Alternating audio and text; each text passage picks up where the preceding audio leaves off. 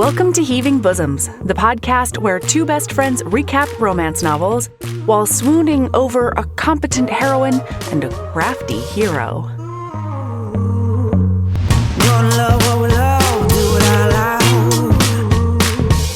Stack our shelves with the clinches out. Shout it from the rooftop, can you hear the sound? Yeah. Live your best life, love it out loud. Love it out loud. Hey HBs! This week on the Patreon feed, Sabrina and I accidentally do a whole recap episode on the third book in this series, Paladin's Hope. It's an romance that goes into Knoll culture in ways that made both of us feral. Sabrina literally read the book all night because she couldn't stop. I've also got some new patrons to shout out.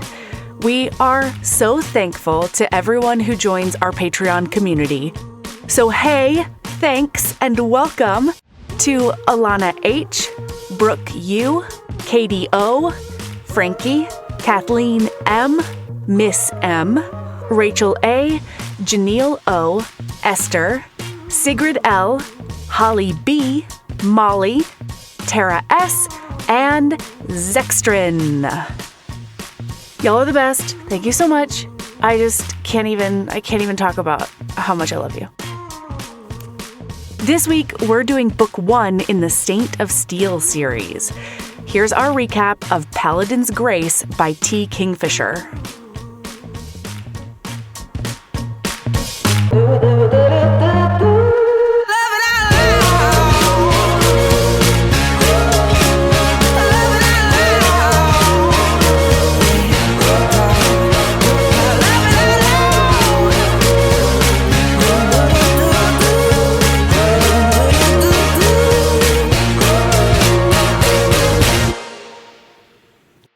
All right, Sabrina, I learned recently that my kids are shit at charades. Oh. They're terrible at it. Is this because of the time where you weren't allowed to speak? Yeah, for a good 3 or 4 days. Mm-hmm. And it didn't help, actually. It never actually ended up helping, really. Maybe it did. Really? I mean, maybe it did, but 4 fucking days, Sabrina, and a visit to urgent care, and like all the ginger and honey tea I could possibly fit into my body. And it didn't make anything faster? No! It felt slower, almost. Or maybe this is just the 38-year-old vocal cords. Who knows, you know? I feel like it probably wasn't slower. I think it's probably just that it felt like time was going slower. Oh my gosh. Listener, okay, so whoa. Here is an explanation of why you're listening to Paladin's Grace right now. This is TLDR, okay, shit is happening. Get ready for behind the scenes into HBHQ and like how Melody and I just. It's been rough lately. We were like, and you know what? We looked at it and we were like, yeah, we're in a good space. And then everything went to hell. And you know what? This is why we do things the way that we do. That's exactly right. It's because everything has gone to hell in a handbasket. That's right. And we only had to do 2 weeks of re-releases, and we're kind of fine. And we're like mostly fine, sort of, you know? So, okay, I've got podcast, obviously. I also had an audiobook deadline that was looming very seriously at me. Ooh, it was looming very aggressively. And then Sabrina is in the middle of trying to figure out her sale/buy/move whole situation, right? And her job is 12 hours a day for the past 5 weeks or something bananas. It's not 5 weeks. It's only like 3 weeks. Oh, yeah. No, totally. It's totally fine. It's totally fine. And that's not 12 hours a day, 5 days a week. No. That's my friend the other day. Well, one of my friends the other day, actually, I was like, man, I'm just so tired. I've worked blank hours in the last like 8 days. And they were like, wait, how did you do that with a weekend? And I was like, what's a weekend? Mm-hmm. And they were like, oh. I was like, yeah, no, when I say that, like, when it's shit hits the fan time, It's 24/7. It's not a weekends kind of like, I don't get weekend. This is I'm working my ass off and there's comp time I'm looking down at the barrel of comp time at some point this year. Someday, Sabrina, just think about it. Someday. One day, my comp time will come. like someday I'll have an easy week. I'll be able to relax. So look, then I took my kids on a birthday trip that we had planned, and God, I forgot about that. Right. And so, and that had been, everything had been calculated down to the second, right? I was going to be able to have everything done, including trip. However, then, as soon as I got back, I came down with a really nasty case of laryngitis, and I blame my children. And so audiobook can't be recorded. And it's crazy because it's not even like you can't talk. Like, it wasn't like I lost my voice, right? It just sounded different. And so even if I could make noises with my mouth, I had already recorded 2/3 of this book. And so none of my characters would sound the same. My regular ass voice didn't sound the same. And so I could not record audiobook. And everybody panicked. All right. Everybody did. It was mostly me, but also everyone else. And my kids are terrible at charades. The neighbor kids, the fucking neighbor kids. I would lip sync and make hand gestures or whatever to tell them what I meant. The goddamn neighbor kids knew what I was talking about 99% of the time. My kids, hey, Mom, boy, I just thought they had no idea. What's up? Aren't your kids old enough to be reading? Ember is, yeah. You couldn't type out a message on your phone? If I've got flour on my hands or something. Oh, okay. Yeah. Right. That makes more sense. Or if I'm holding 8 bags and a ferret, there's a lot of times when I can't use my a ferret. Stop it. Shush. Never. It's just an example, Sabrina, okay? It's just an example of a completely reasonable thing for a person to do. Have you ever held a ferret? Of course I used to have a ferret. Okay. They smell so bad, but they're so sweet. Oh man, yes. I have a friend who had ferrets, sweet. and they're stinky, but man, you get used to the they're just so spunky, you just learn to love that stink, and they bounce around with their little bells and stuff. They're so cute. I could totally see, I love my dogs with until my dying breath. I do a lot for my dog. You know what I mean? Ooh boy, they are the lights of my life. I've kind of daydreamed about. Don't look at me like that. Uh-oh. They're not actually looking at me. Replacing them with ferrets? I feel guilty. But, what happens when they're, Yeah, next pets. You got to think about shit like that. You got to be realistic when you have pets. Yeah. And, maybe ferrets. I was like, what if I did, ferrets? You know? My sister just adopted some sugar gliders. I do like a sugar glider. Yeah, because they were being a little mistreated, and then their owner was moving.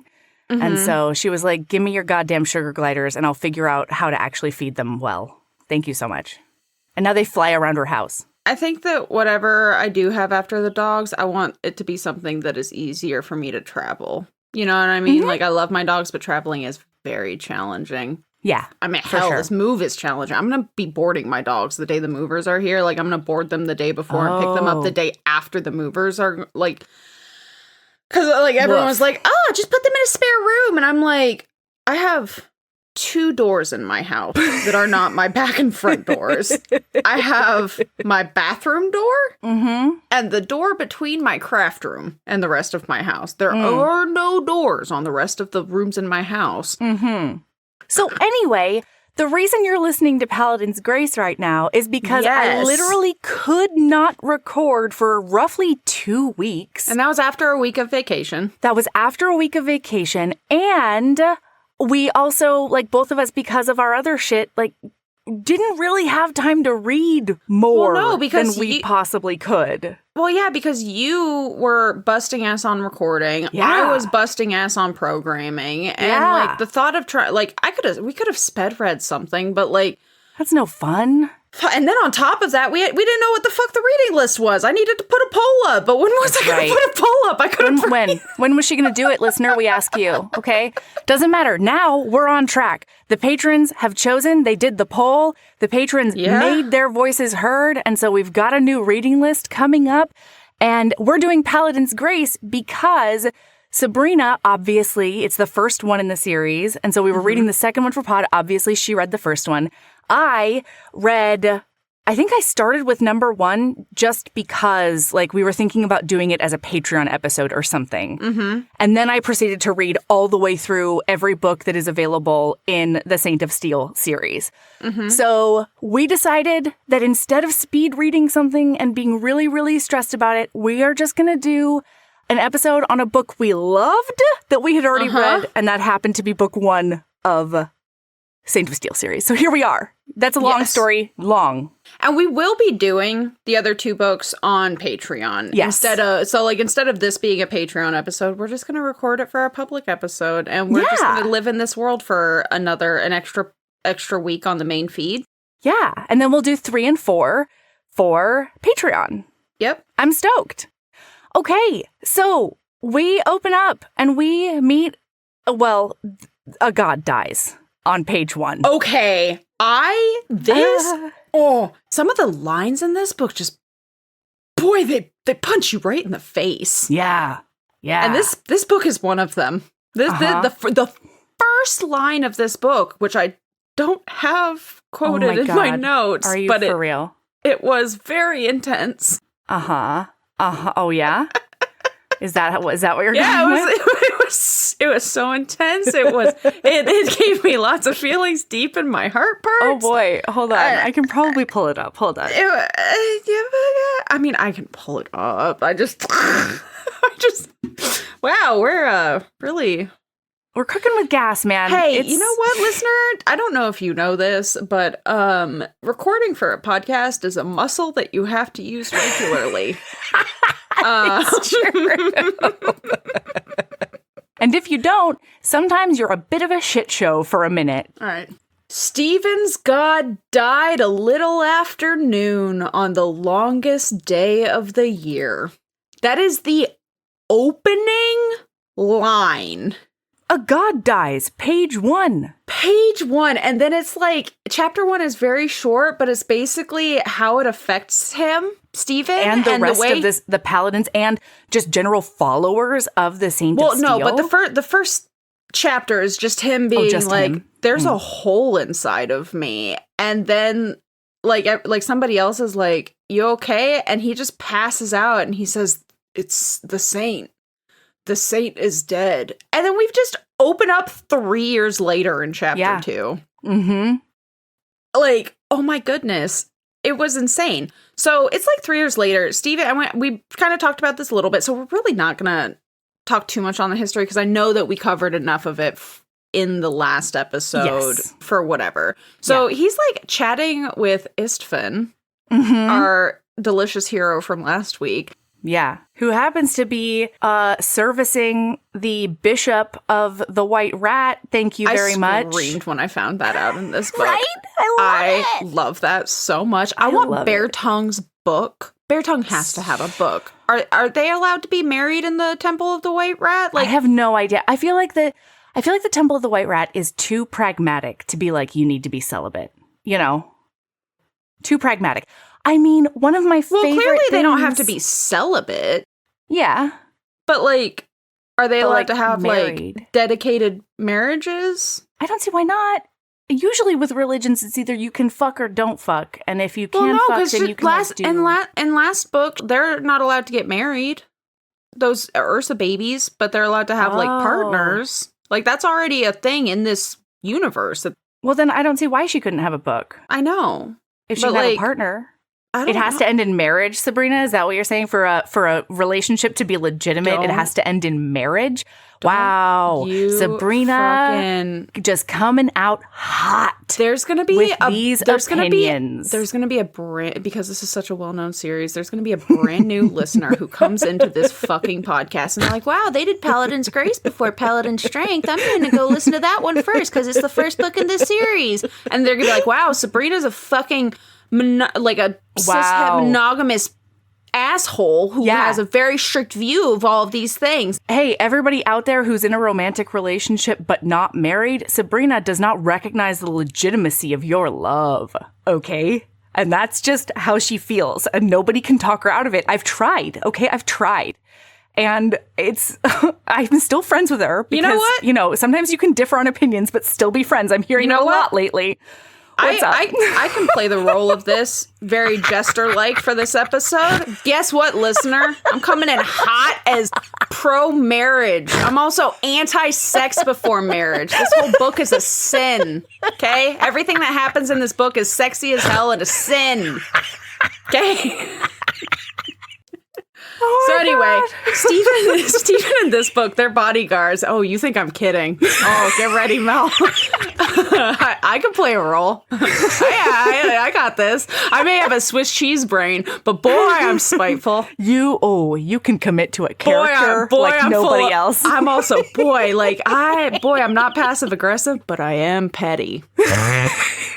I am And that's petty. one of the things we connect on, Mm-hmm. Ooh, boy, that petty. Ooh. This is going to be fun. Let's go. That petty streak is wide and long.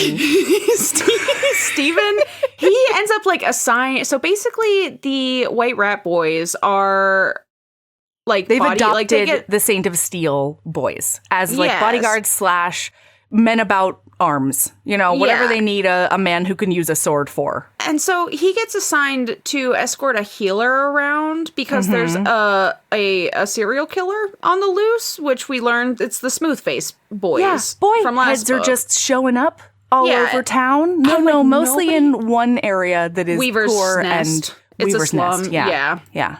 And he meets this brother Francis boy, and they're going around their rounds, and he's just, standing guard, being a big burly paladin, and being, middle-aged and ready to fuck some shit up. Yeah. And also the sexiest man in the entire world. Also because the sweetest. He knits when he has free time. Boy, he knits all of his friends' socks, okay? Because it's really convenient to just have a knitting in his parcel that's on his that he carries around with him. He's never bored. It's a small portable project, and I have a lot of feelings about Steven. I wouldn't have sex with him because that's a sin, but I have a lot of feelings about this man and his knitting. Truly. So he breaks off from the healer Francis or whatever, and as he's going down the road, he notices that a bunch of people from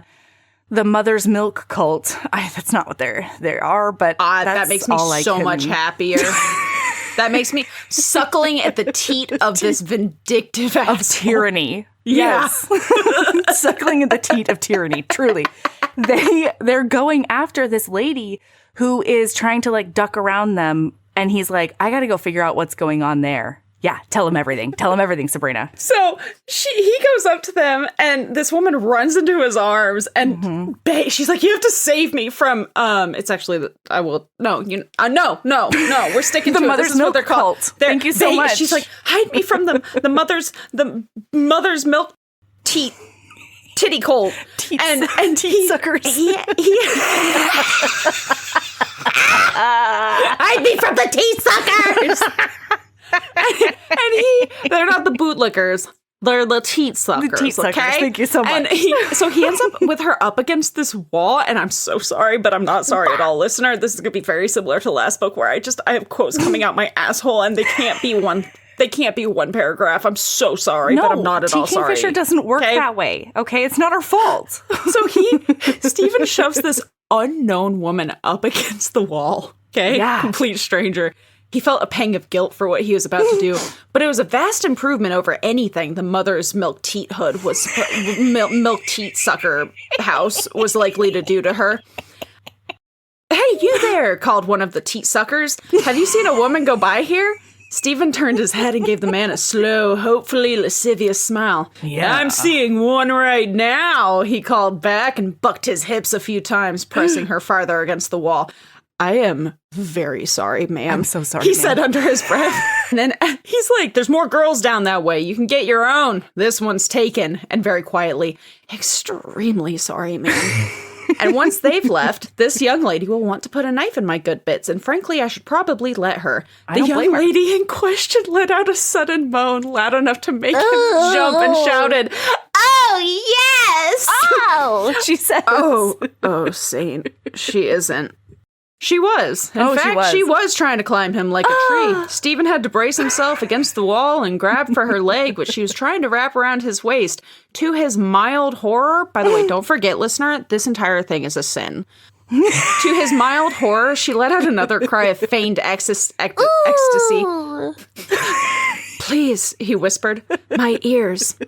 "Sorry," she whispered back. "Yes, yes!" Yeah. The teat suckers were still staring at them. Suspicion? Voyeurism? Stephen had no idea. "Oh, is that how you like it then? Like that?" He watched the pair out of the corner of his eye and whispered, "I am so incredibly sorry about this." Gosh. "You're doing great. I hope." "Oh, yes!" His unexpected partner in this descent. And then he's like describing her, blah, blah, blah. And then it turns out the way that she has her leg wrapped around his waist is like crunching his bits and bobs in an It is extremely chainmail. uncomfortable way. Yeah, because he wears chainmail every day. The young woman was moving enthusiastically against him, but she was, well, frankly, she was very bad at it. Ow. She was pumping her legs like a child on a rope swing. He clamped his teeth on a groan as the chain links embedded themselves deeper into his skin. "I am going to have a truly unique bruise when this is over, assuming the metal doesn't just tear the skin right off." The teat sucker stepped closer. Stephen slid his hand up the back of the woman's neck and pressed her face down against his shoulder. Get His in hip there. screamed at him. Saint's blood, he'd have sword wounds that hurt less. In fairness, the swords were usually sharp. There we go. And it's so my freaking God. funny. It's so good. And so he saves her from these people and he's like, "How about I walk you to your next destination just to be sure you like remain safe?" And she's like, "Wow, that's really, really nice." And meanwhile, we find out from her perspective that the whole time she's This in his woman's arms. malcoded, by the way, listener. Why? Because Why she malcoded? she will absolutely steal a flower that she needs Yeah. Oh, yeah. from a public space. Yes. Yeah, look, she got permission from the groundskeeper. Thank you very much. And the teat suckers just like don't recognize his authority. But she's getting caught for foraging for a very specific type of weed in order we to use need it to for remember. puffery. We're gonna have to remember teat suckers for the rest of the books because these people have to come back. There's no way that they don't come back. Every single book they come back. Every They do? single book. Okay, because I haven't had a chance to read 3 or 4 yet. Oh my God. Because again, I know that when I sit down to read it, it's not going to be a I can stop. It's No. going to be I need a solid 5 hours at least. that I can and I literally have not had that since we read this Oh my book. gosh, I really need you to get to know the Badger people more. I know. I had a really good conversation with a friend yesterday, and he was like, "Sabrina," it was basically like you can't feed others if you don't feed yourself. Yeah. And he was like, I understand why you're doing it. Because, like, I'm working my ass off right now to get to a point where the move is fine. Like, this is one of the things that's hard about being a solo web dev for a company is, like, it's only me. So, like, if they run into a problem, they call me. So I need things at a certain point before that so that I can be like, hey, I'm unavailable for 4 days. Right. Exactly. And it's not a problem. It's just... So I'm working my ass off to get to that point. You know what I mean? Like I'm front loading the trip. And he pointed it out. He was like, I understand what you're doing and that you're aware that you're not at like burnout yet. And that's good. But like, you're allowed, even with a deadline, you're allowed to like take some time. Yeah. And it was like, I think I needed that reminder because I've been hard hermiting with how much I've been working. Yeah. And so you know what? I've decided, like, I have some work that I have to get done tomorrow. But, like, other than that, I think I'm going to take the afternoon and I'm going to read the next book in this series. I've been wanting to do it for weeks. Like, I just want to take a day where for 6 hours I do nothing but sit in my armchair and maybe take an old grandma nap where I just lay my head back and accidentally fall asleep for an hour or two. Mm-hmm. And then I wake back up and I just do a little bit of knitting. You know? That's right. Yeah, and you get to know those badger people. I can. And everyone feels better and the world is better. And just then slightly. and then I will read. I will set aside in a day or two time a different afternoon. The fourth book, because I know that's going to be the same. I'm just going to tear through it with that Tomato Man, you know? No, that's the third book. Third book is Tomato Man. Who's the fourth book with? Marguerite and Shane. Shane. Oh, Shane. The quiet one with the unfortunate beard. Because he's too pretty for life and he cannot stand people telling him how pretty he is because they can't believe he's not a paladin of the dreaming god. He's so pretty. And he got rejected by the dreaming god before the saint took him, so it's rough. This is why I haven't been able to read them yet. I know like T. Kingfisher makes a world that like I just can't crawl out of. Oh yeah. Marguerite is trying to topple an entire economy in that book. That's her whole deal.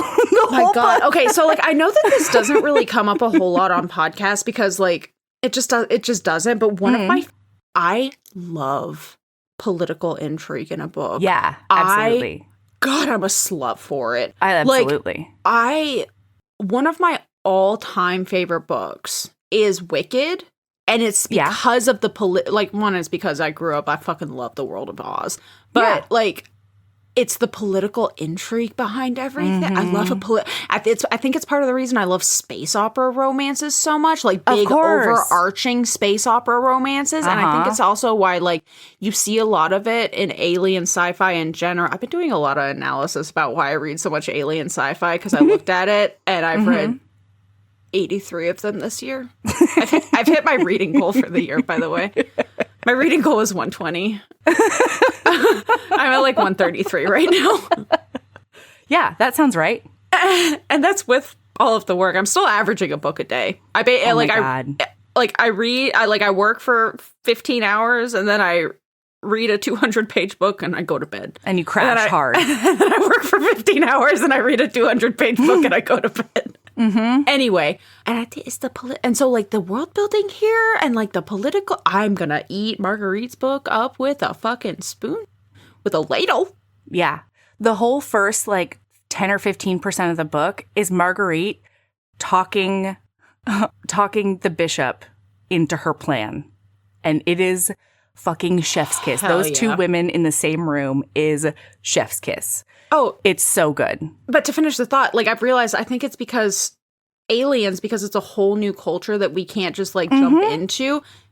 We end up talking about the kind of things that intrigue me about a political intrigue. And so like, it's not necessarily like, no matter what, you're getting a little bit of it because you have these interspecies relationships and things like that. And so it's very, very reminiscent. Yeah, and intercultural clashes and misunderstandings and all that stuff. Anyway, all of that boils down to the series, when I do pick up one of their books, has me in a fucking chokehold. Yes. Like, oh my God. Speaking of chokeholds, did you see that Rhaego's book is coming out from Victoria Aveline? Did you see? No, but I have been meaning to start my reread of that series. Wowza. Yeah, Clicania is coming back with a vengeance for me. You and Nick, did you do all of the series on Patreon? No, we only did, I think maybe 1, 2, and 4 or something like that. I think we chatted about either 1, 2, and 4 or all the way through 5. Okay. But I hadn't yet read We should totally do a Patreon on. I would love to. I'll talk about those books anytime, all the time. We can just whenever. have a squeep-isode on that series. Agreed. I would be okay with a squeep-isode. Especially anyway, when we're finally getting Rhaego. Oh, I'm very excited. He looks like a demon. Do we know how many books? Wow, yeah. You want to know how I can tell it's been a long time since you and I chatted? You and I are going off on full hard tangents. These aren't even book-related tangents. I don't even know how much of this is going to end up an episode. Who knows? Really? Who knows? We are 11 pages in. So anyway, she is being chased because they think she's stealing flowers. From a public space. And they're weeds. Thank you very much. Anyway. God, we're not allowed to go this long without just at least a friend chat. We have to make it a weekly thing. Otherwise, this is unconscionable, frankly. I agreed. We're subjecting listener to a lot. We're 30 minutes in. I know. Look, so we find out that Grace is a perfumer by trade and in her heart. Like, she's always been a perfumer. And she is a small business owner in town. And she forages for a lot of her ingredients. And from her perspective, while she was doing that terrible dry hump on Steven, because please recall, he was so bad at it. It was really bad. She did a bad job dry humping and sounding like she was enjoying it. And we'll find out why later. There is a reason. We find out that Steven, she can't stop thinking about him because he smells like gingerbread cookies. And she's never met a man who smells like gingerbread cookies. Sabrina's not well. Sabrina's not coping over there. And so, look, there's a foreign dignitary coming to town, and we meet her landlord / BFF, Marguerite, who lives upstairs, and her downstairs is her like teeny tiny apartment where she lives with her ferret or weasel and her perfume shop, right? And she pays Marguerite rent in perfume because then Marguerite will go and sell it to the nobles for way more than what's her butt can, like just in her shop, right? I'm so sorry. I don't know what just happened. I'm all about it. So Marguerite is like, hey, there is this royal boy from a neighboring city coming to town, and we need to get you in front of him as a master perfumer, and you can sell your stuff to him and it'll be great.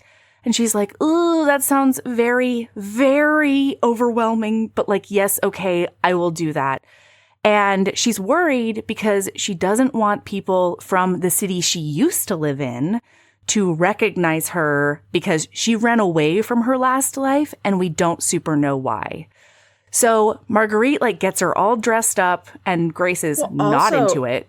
When Marguerite hears about what happened, did you already say this? I'm sorry, I had a little laugh fit. And no, you're great. I missed everything you said. So Marguerite keeps on calling him her Paladin. And she's like,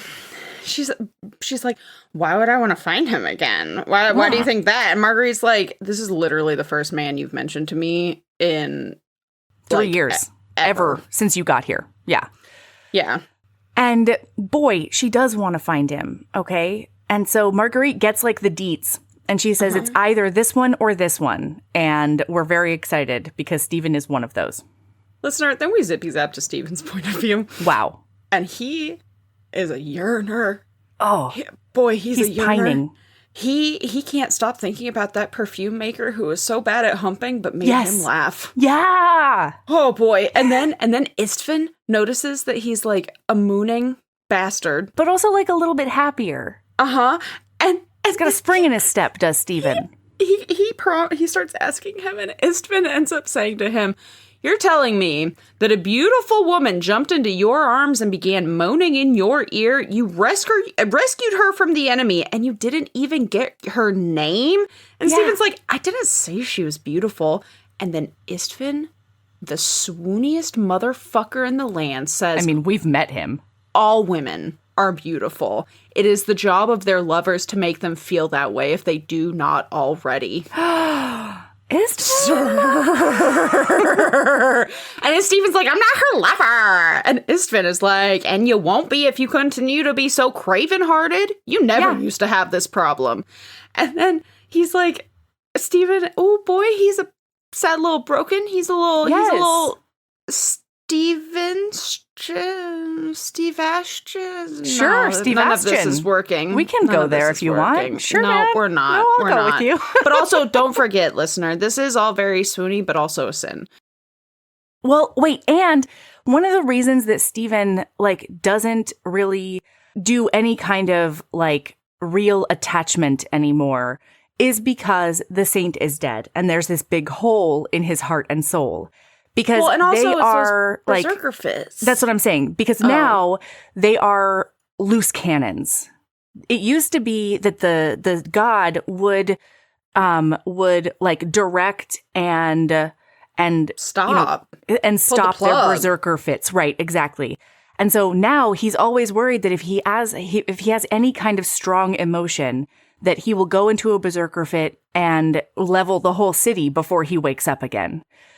So he's like, I can't even like be with a lady anyway. And Istvan's like, I'm doing fine with that bishop, you know? Like if nothing else, like I can't keep up with that bishop.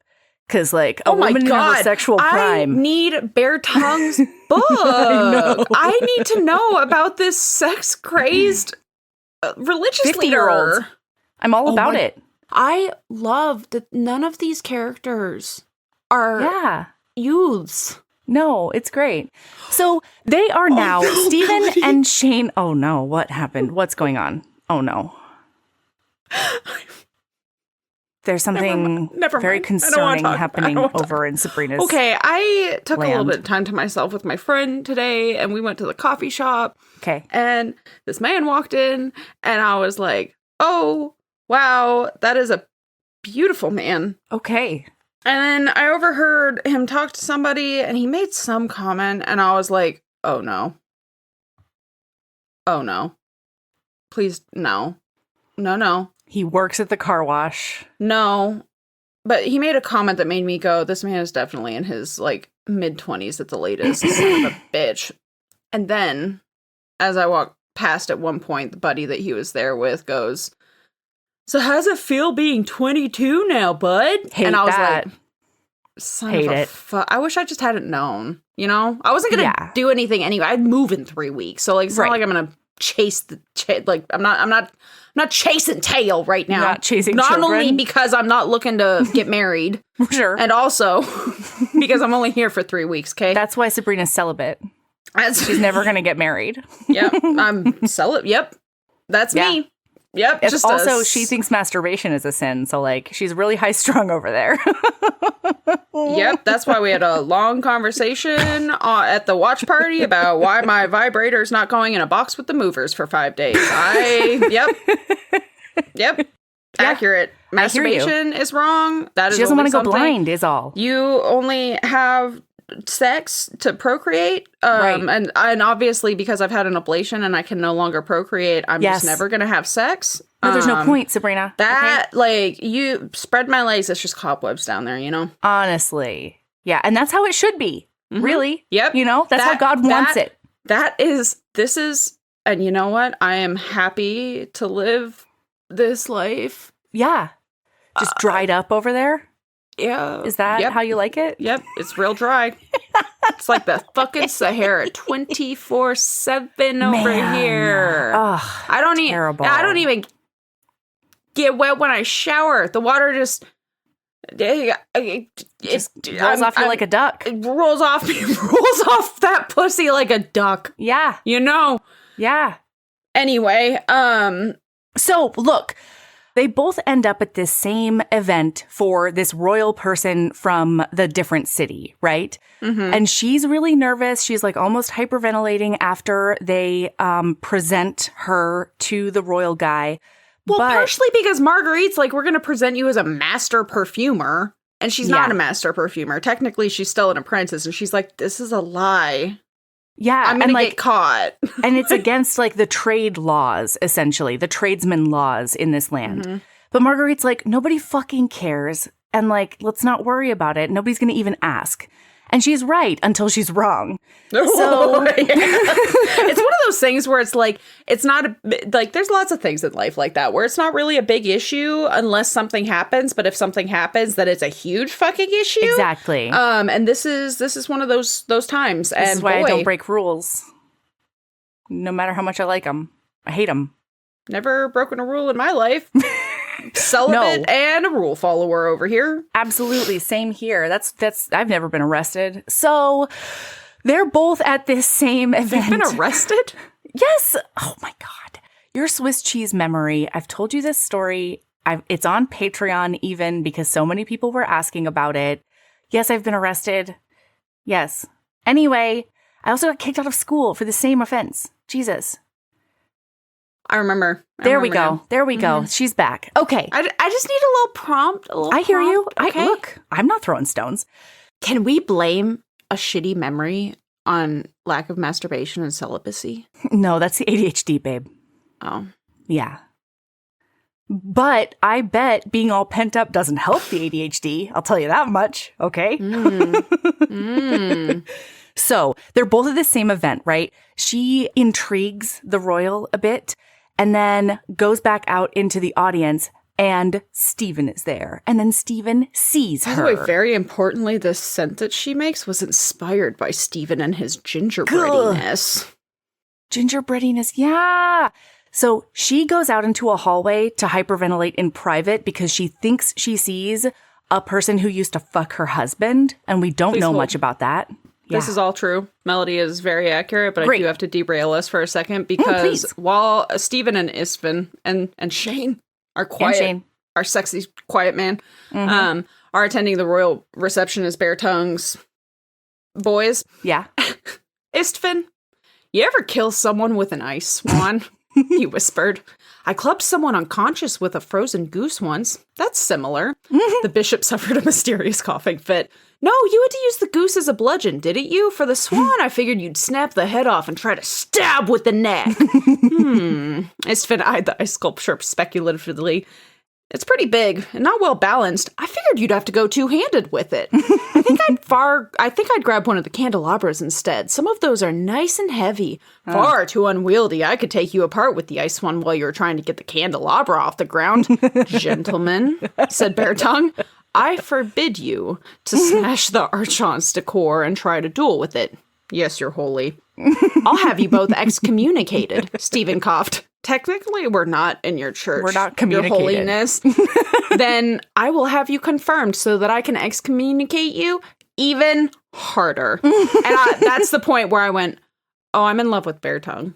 Love her so much. She's the best. She's beautiful. Later and on, I think in book 4, you're going to find out a way that she fixes the problem of the watch. No, it's in book 3. She fixes the problem of the city watch not having enough clerks. And it's one of the best things in the whole wide world that I've ever heard. And I don't know why more municipalities don't do fixes like that. Do you want me to tell you what it is? No, because I'm starting the book tomorrow. Okay, perfect. But then one last thing. Okay. While they're all standing there, it's just one more quote. Yeah, please. Because I love Stephen with a passion that I have not felt in a hot minute. I hear you.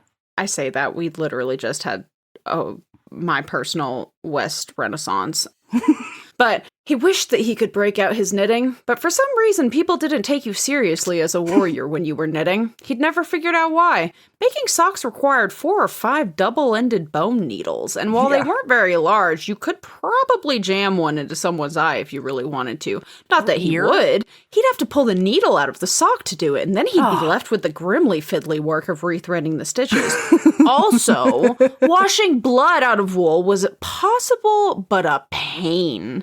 Still, if he had to suddenly pull out his sword and fend off an attack, there was a chance he'd drop the yarn, and since he'd been feeling masochistic and was using 2 colors for this current set of socks, there was absolutely no chance the yarn wouldn't get tangled, and then he'd be trying to murder people while chasing the yarn around, and God forbid the tide rose and he went berserk. You never got the knitting untangled after that. You usually just had to throw it away completely. That's right. And I have never felt so sinful.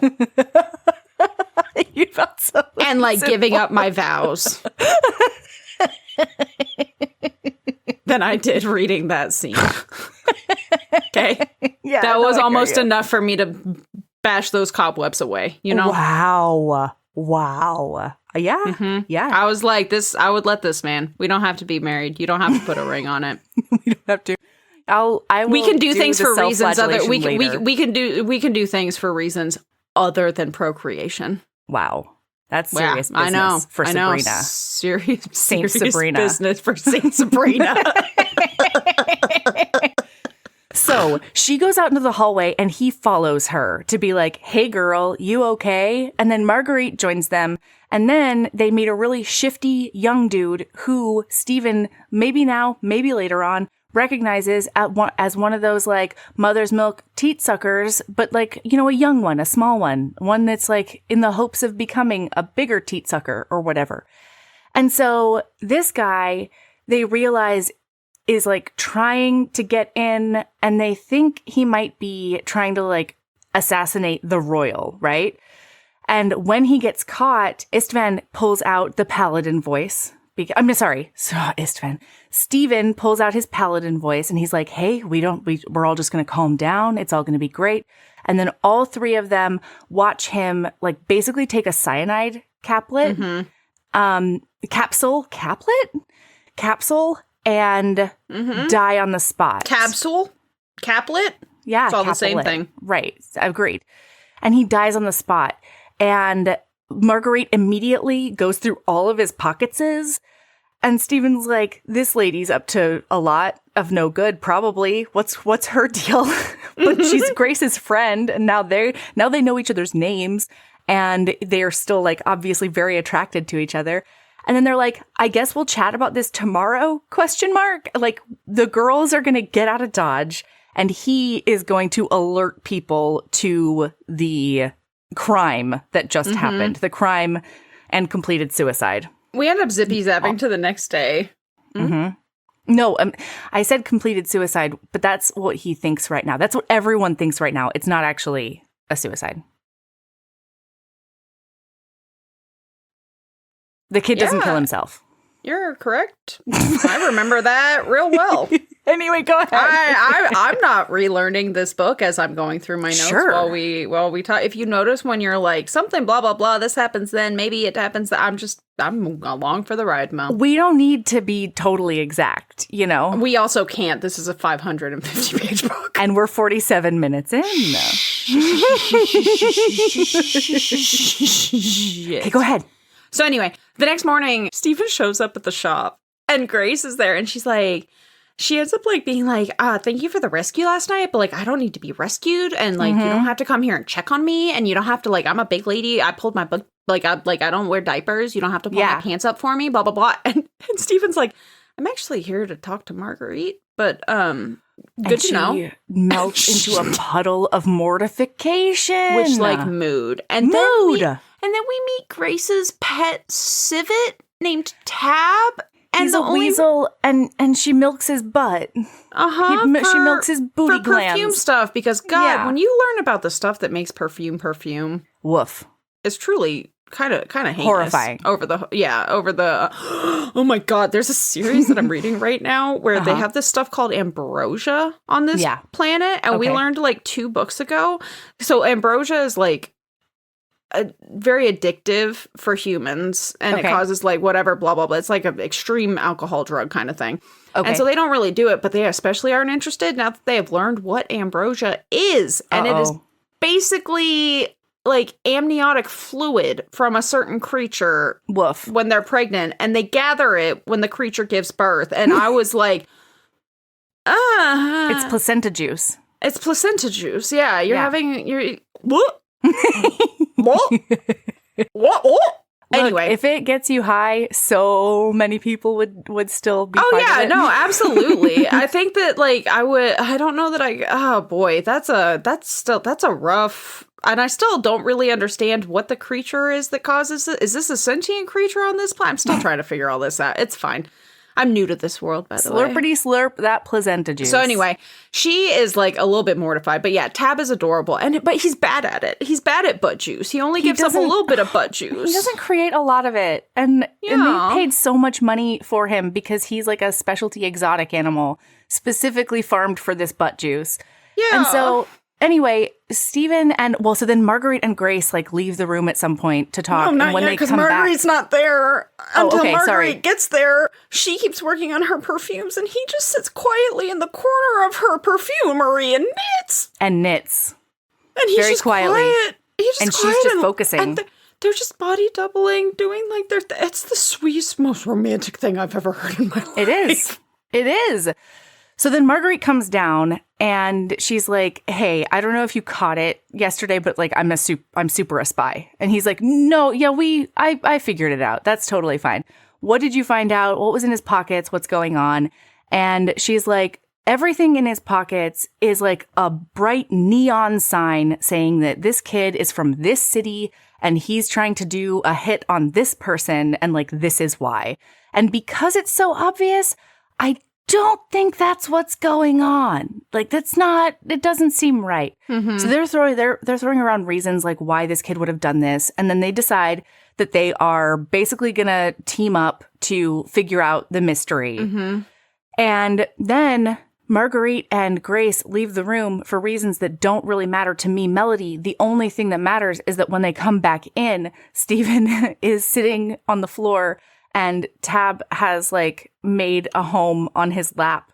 And Steven's like, I can't move. I'm live so here sorry. now. Yeah. He looks so comfy, doesn't he? It's the best. Oh, and it's so cute because then we see into his brain later. He can't stop thinking about her while he's laying in bed. And he's like, oh, yes, this is extremely normal behavior. Lay in bed and smell your arm and think about a woman who's made it clear she's not interested in what you have to offer. He could still remember the flat, trapped look on her face when she said, I don't need you to keep rescuing me. What if I don't want to rescue you? What if I just want to talk to you because you make me laugh and you live in a jumble of vials and papers with a good-natured weasel and do interesting things? You're fascinating. Fine. He had rescued her twice. Aww. It was a habit you got into when you were a paladin. It was the job. It wasn't like he meant to keep doing it. Yeah. And then he thinks to himself, it's not like I pulled her out of a burning building. I spent 5 minutes pretending to swive her in an alley and then took her to get a little air when she was feeling faint. That's not rescue. Any decent person would do the same. Well, maybe not the swiving in the alley part. And then he's thinking to himself, he's like, what would she sound like in the actual throes of passion? Yeah. Could I make her moan and gasp? Turns out and Grace think out doesn't my even lane? know what she sounds like in the heat of passion. He thinks to himself, you're not going to find out. Master perfumer Angelica made it very clear she's not interested. And why would she be? She's a master craftsman who sells to the nobility. You're just a soldier that a god grabbed hold of once upon a time. She's an artist. You knit socks. Oh my God, Steven! I'm yearning. Ugh. Meanwhile, she's doing the same thing, except what she's telling herself is, oh, he didn't even come to see me. He's just here to see Marguerite. And Marguerite's like so buxom and hot and awesome and like totally cool. Interesting. And all the dudes like her already. And like that makes sense that he would only be here for Marguerite. It's fine.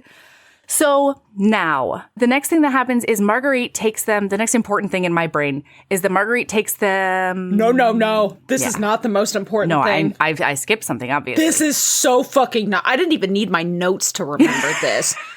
Is it in here? Yeah, it's right here. It's right here. So they end up.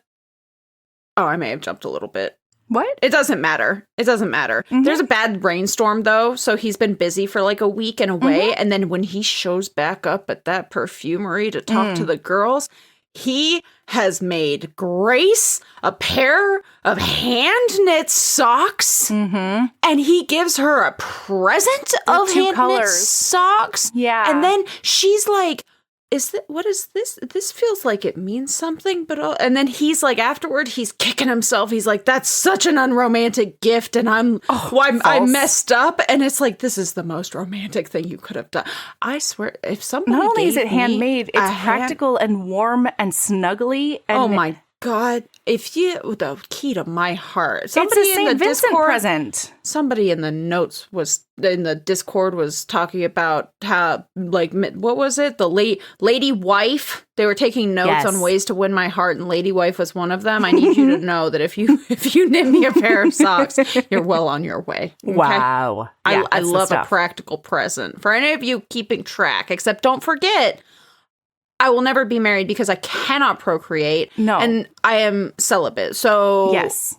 Unless you're happy cool with that? With cobwebs. And if you're cool with that, if you just want to knit side by side, Sabrina's your person. Because to be clear, I am insatiably horny. I'm just not allowed to do anything about it because of these vows that she doesn't want to self-flagellate after, you know? She got an infection once. It's really inconvenient. So from self-flagellating, don't be weird. Don't make it weird. Don't make it a genital situation, No, Sabrina. I thought you took...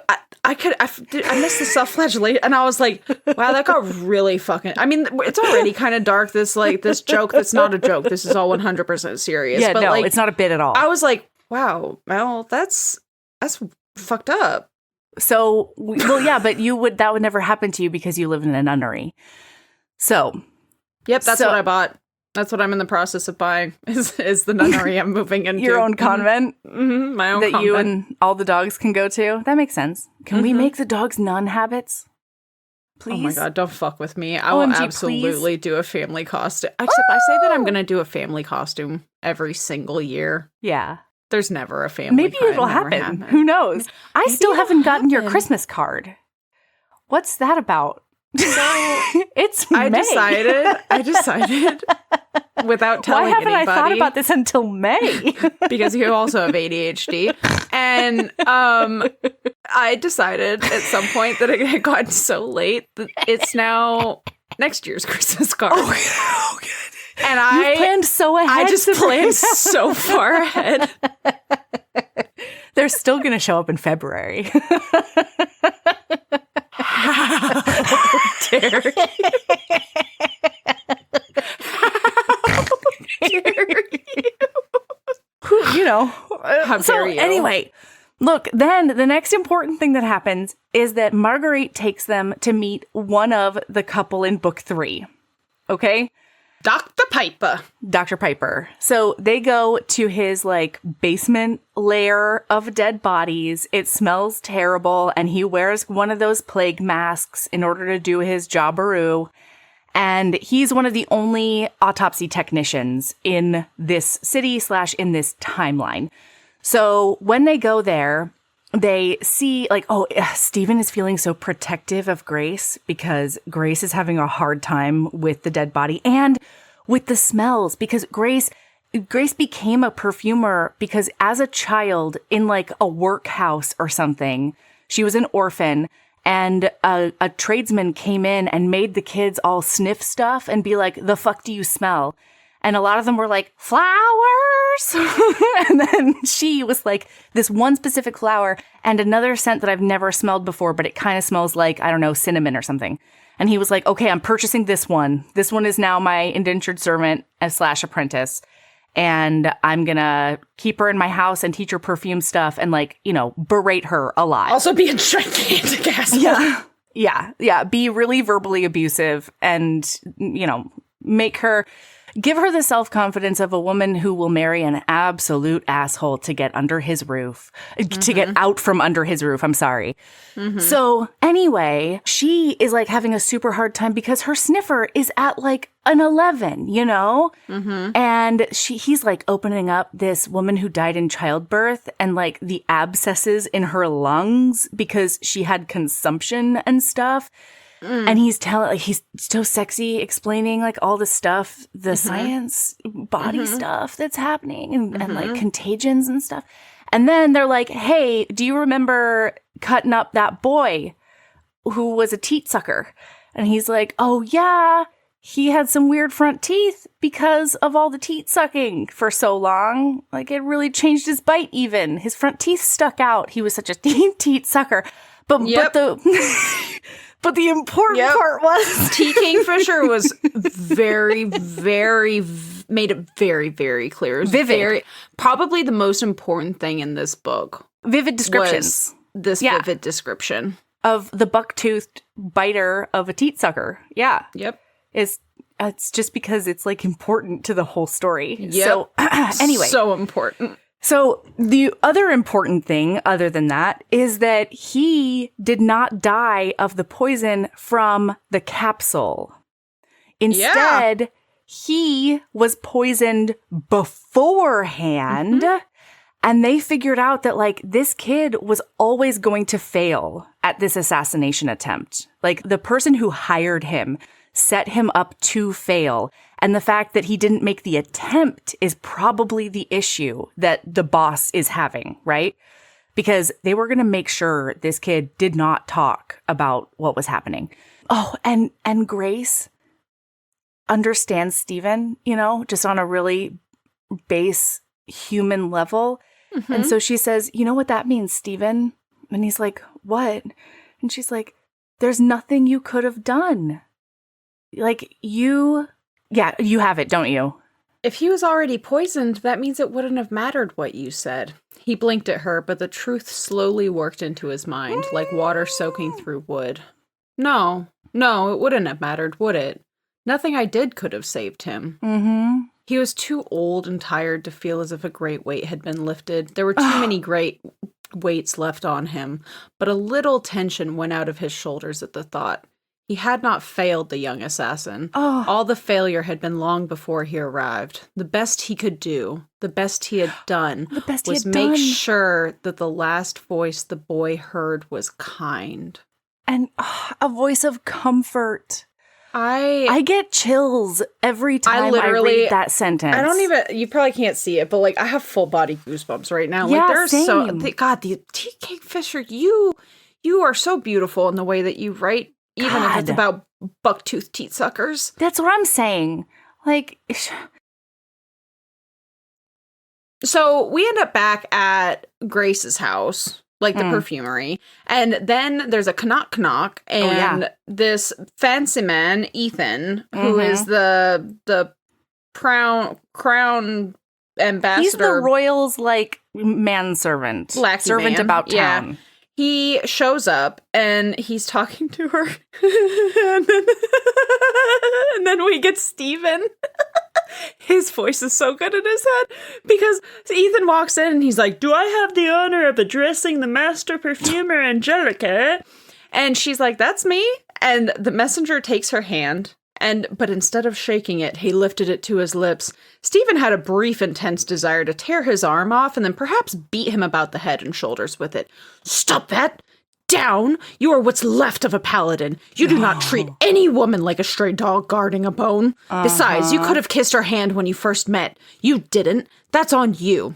I was dry humping her in an alley, though, he reminded himself. I think we were a little beyond hand kissing at that point, and it hasn't really come up again. And I fall in love more and more with every inner monologue that Stephen has. Obviously. You know? So it turns out that the Crown Prince loved the scent that she made and wants more of it. And thankfully, Marguerite is standing there when he tries to make this order. Because Grace is all of us, and imposter syndrome gets us all.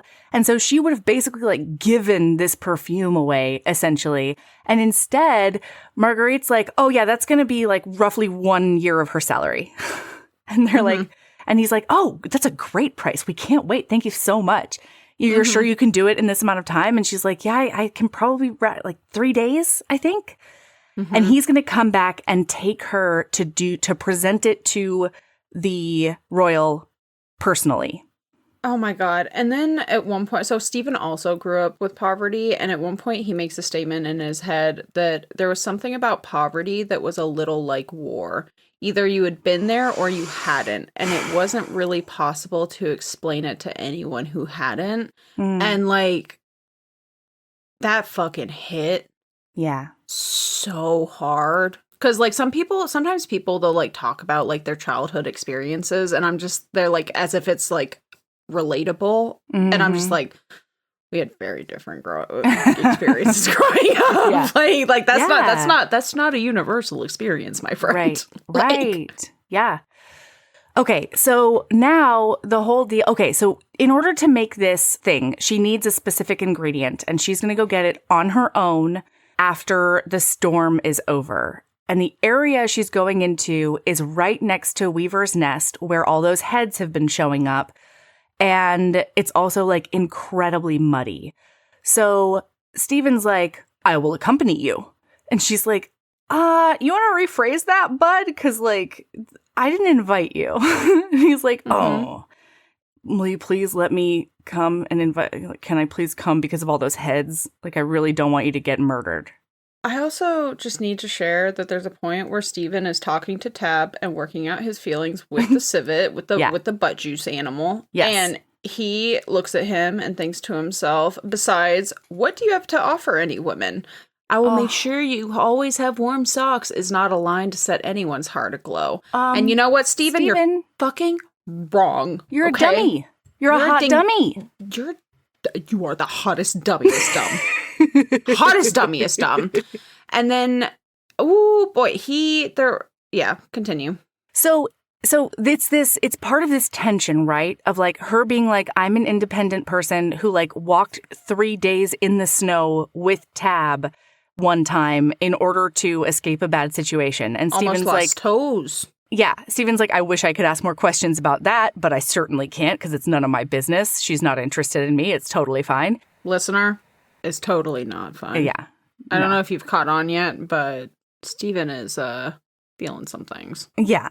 And he's like, I don't know how to stop like being a protector and saving her accidentally in order to like be hotter to her, essentially. And so he's like, you know what? I'm just going to be her friend and everything else, and we'll go from there.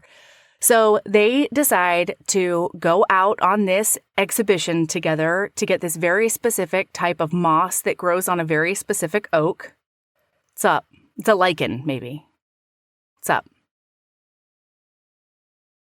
Exhibition? Exhibition? Did I say that? Yeah. Is that what I meant? It feels wrong. It does, doesn't it? Expedition. But there's something... Expedition. Thank you so much. You said exhibition, and like my brain just like hard record scratched, and I was like, I can't. It sort of felt wrong coming out, but I didn't know. Well, but like it sounded right. It sounded right, but it felt wrong. Yeah. Anyway. Hey, expedition is what I, a professional podcaster, said out loud. Thank you so much to my wonderful Well, and the funniest part is immediately my brain was like, it wasn't the Lewis and Clark exhibition. What a hyper-specific example, Sabrina. When's the last time I thought about Lewis and Clark? Not any time recently. Wow. Yeah. The only reason that I've thought about them recently is because I was trying to explain a Sacagawea dollar to my kid. Yeah. Yeah. That's a fun, nuanced conversation to have. Oh, yeah. It was treacherous. Yeah. It was hard to boil down for a 6-year-old, but I tried. Yeah. I tried while also, you know, trying to honor the people who were taken advantage of. Yeah. Yeah. It's one of those things where it's like, we're not hiding hard facts from the children, but also like getting those hard facts into like easily digestible by a 6-year-old. Yeah. Like I'm not trying to wake up at 3 a.m. because of a nightmare, you know? And that's a selfish thing that I'm doing. I know. It's a balancing act, really. So anyway, as they're going out on this expedition, they're talking, they're getting closer. It's very, very cute. They're flirting. And they're also talking about like this fucking mystery, the mystery of all these goddamn heads and what it could possibly be. Then there is the smell before or after? It's after. So, yes. What happens? Yeah, please. Thank you. Is he lifts her up to reach some oak moss. Oh, yeah. And then when he lifts her up, within about 5 seconds, Stephen knew that he had made a severe miscalculation. Yes. His jaw was pressed against the soft curve of her belly, and one of her breasts was actually resting on top of his head. Yeah. Saint's bloody tongue. What was I thinking? He groaned. Are you all right? Am I too heavy? You're fine, he said. The weight was not an issue at all. It was her hips against his chest, the fact that he was drowning in softness. Dear God, he tried to hold still and think of something else, anything else. And then he has lots of horny, sinful thoughts. And then he thinks to himself, it would be a terrible idea. He told himself, sex in the woods is busy. It's lousy. You get pine needles in places. And right now it's all mud and mosquitoes. Terrible, horrible idea. His body did not agree. His body had definite opinions about the matter. Stop. You are the responsible one. You are not going to make love to a woman on a mud-infested hillside. Well, that is not responsible. She will get bug bites. So will you. And then he brings her down, though, and she slides all down his body. And then she looks up at him, and it's all over from there. The most She goes up on her toes. He bends down a little bit, and it is fantastic. Until he freezes and pulls away because he doesn't deserve love. And then he apologizes. Oh, sir. Oh, no, it's terrible. That is there are so many ways you could have handled this situation, Stephen, and unfortunately, you picked the worst. Right? This is the worst possible thing that you could have done. Because it makes her feel like dirty in addition and guilty in addition to rejected, right? Mm-hmm. And meanwhile, he's trying to also explain that it has nothing to do with her. She's wonderful. And she can't hear that in this moment, obviously. No. And so as she's like stomping away, she's like, oh my gosh, there's a weird smell. What's happening with that awful smell? And then she steps on a severed head. And it pops like a freaking water balloon. Woof. It's like stepping on a rotten pumpkin. Yeah. Smells worse. Wow, Sabrina. That was a really excellent visual. So I'm fascinated that it was a visual for you because it's a tactile thought. Well, you know what I mean. You know what I mean. It's like, whatever happened to me just now, whatever happened to my body, it was like visceral. Thank you. Yep, exactly. It was a visceral response. So they have to call the city watch, obviously, and we meet a character who's going to be mildly pivotal in book 3. And so he's like, she's like wrapped up in a blanket. They have to tell their story to like 4 different dudes, they have to like start over every time a new person comes in.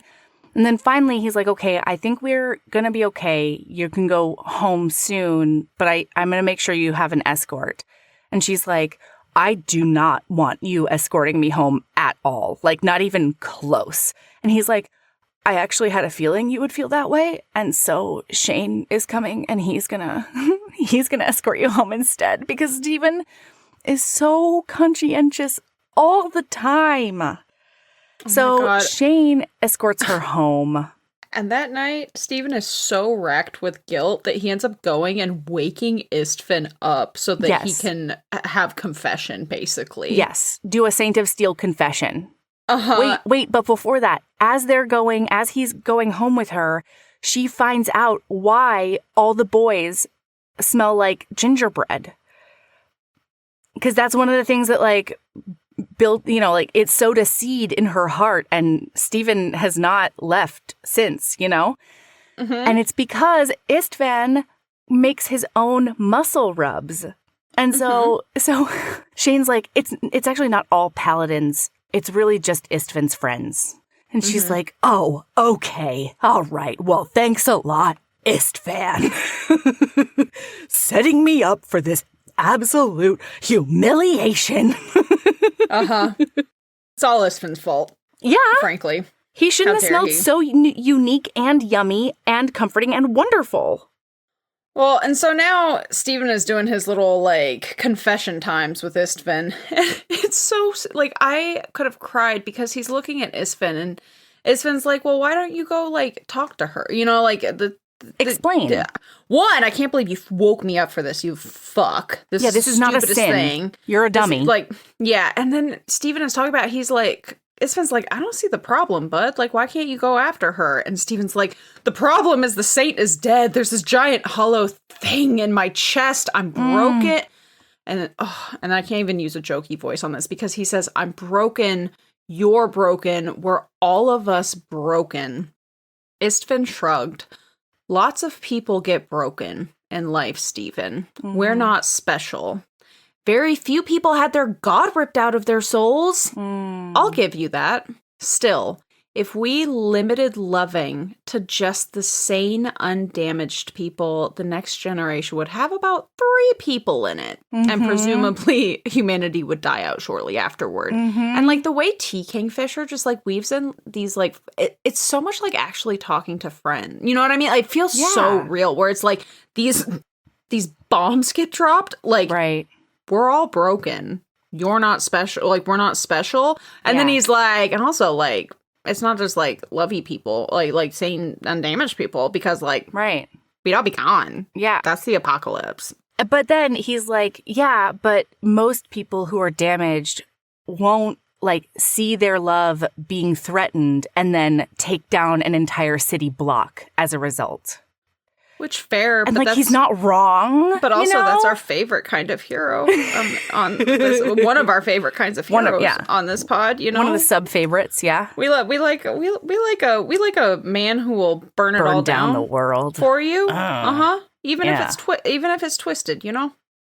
Yeah, maybe even, especially when it's twisted. I don't know. Look, who knows? I thought you were about to say even maybe if it was broken, and I will say again, it was. Twisted melody. Okay, I am channeling Kim and Alexis this very second to reiterate that it was twisted. Thank you so much. That's a deep cut from last year, 2 years ago. King of Flesh and Bone. That's the one. So now they realize that like it's a very specific smell. It's not just the smell of decay that comes off of these heads. There's like a burning kind of weird, incredibly unique smell. So now Stephen shows up and he comes to like apologize for what happened. I think we skipped them dropping off the perfume to the royal. We sure did. Yeah, that's a thing that happens, listener. At some point, she drops off the perfume to the royal. He goes as the guard. Actually, I was aware that we had skipped it. I was just okay. I didn't realize, I didn't remember how important that was because again I'm remembering this book as we're going through it. Basically there's a whole scene and it was very funny and I have a quote from it, but I'm not going to go back to it, where there's more peeing in a circle because like they're basically fighting. Him and Ethan are like peeing in circles around her. Davuchet or whatever his stupid name is. They're both like, oh, well, I can take care of her. And Steven's like, I'm her man-at-arms. Thank you so much. They're apparently the fucking crown prince of... Bushwigan. Sure. That's not even close to right. But he like conducts his business lounging on his bed. Yeah, he's full-on cabanaing right now inside. Yeah, but it's not like... a designated, like, cabana business place. This is just his bedroom. Right. Yeah. Welcome. Okay. That's real weird. I mean, he gets to do whatever he wants. But yeah, He's the royal. They went there. She dropped off of all of the stuff. And then we are back to present time. So continue, and so Stephen is going to go and apologize to her and tell her that he had a stick up his ass and he's a dummy and that she's perfect. And he never wants to hurt her again. Except when he shows up to her perfumery, the place is in shambles and only Marguerite is there. And Marguerite is like, oh my God, I'm so glad you're here. Thank goodness. What are we going to do? And he's like, I don't know. I don't know what's happening. Like, and she's like, Grace has been arrested. And I don't know why. All I know is that they didn't take her to, like, the regular jail town. Instead, they took her to, like, this specialty jail place. And so Isfan's like, okay, all right, I gotta fix this right now. So, not Isfan. God bless America. Stephen is like, I gotta fix this right now. And so he goes and he gets the bishop of the White Rat, the HBIC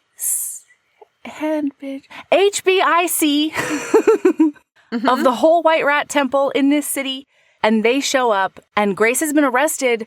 The charge is attempted poisoning of the royal.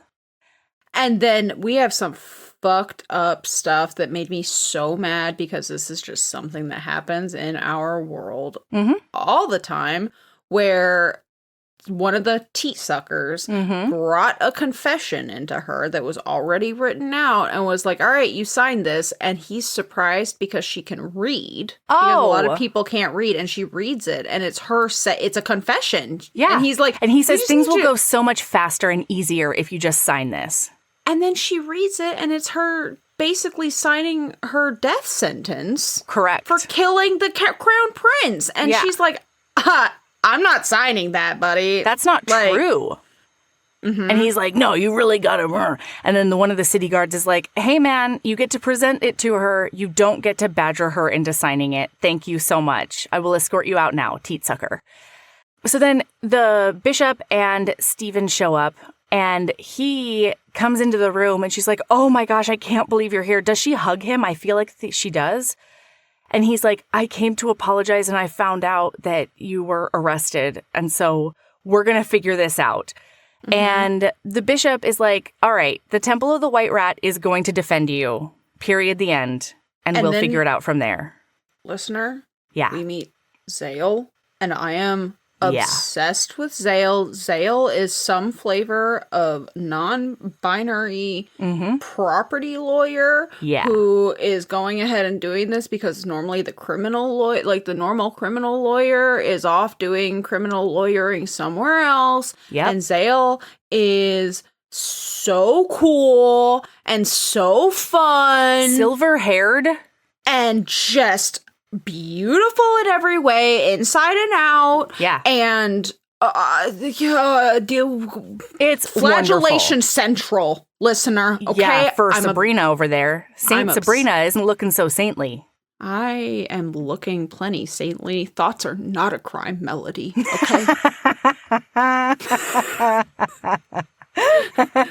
Thoughts are not a crime. So now we get to watch 3 days of a sham trial, all right? Because the biggest issue for the city that they're in is that they need to be appearing to be taking action on this foreign dignitary's attempted murder. Well, also, nobody can see the crown prince. Nobody's allowed to see him except for his inner circle because he's actively dying. Right. And then one of the assholes, somebody that she knows, comes in at one of the nights and is like, do you want me to tell you who it is? Yep. It's his right-hand servant boy who made the order in particular. And, took her to lunch at one point, and he's been getting very friendly with her. Real flirty. Yeah, and so he comes in being like, I want to save the prince's life so badly, and if I save the prince's life, I think that's really going to help your charges, too. So, let's brainstorm what's going on. How could the prince have been murdered with poison? And she's like, I don't really know a ton about poisons, but, I guess it could be this, or this, or, gloves that he put on or blah, blah, blah. And they spend a lot of time talking through different options and she asks about his symptoms and everything because she's trying to help save this man. So then the second day of the trial, everything goes sideways. One is that guy, Dremuche, I think his name is, gets called up to the witness stand. She thinks that he is going to speak on her behalf, and instead, he tells the court that he, last night, had the most damning conversation with her, and she told him about all the ways she knows how to poison people, and different delivery methods, and different herbs she could use, and all of her dastardly plans.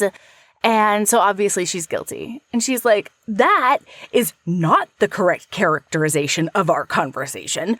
I was trying to help save the man. And he's like, I didn't get that from her at all. Wow, that's miscommunication, I guess. But my interpretation is the right one. And then Marguerite is supposed to come to be, or is that day 3? I think Marguerite's supposed to come day 3. Doesn't matter. So then, yeah.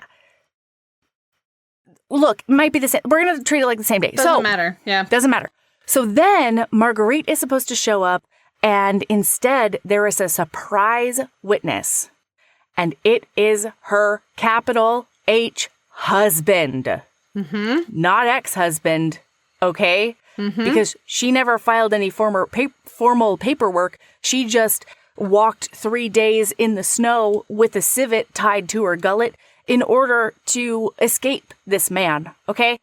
And so he comes in and they question him and they're like, do you think she would do this? And he's like, well, I couldn't put anything past her, really.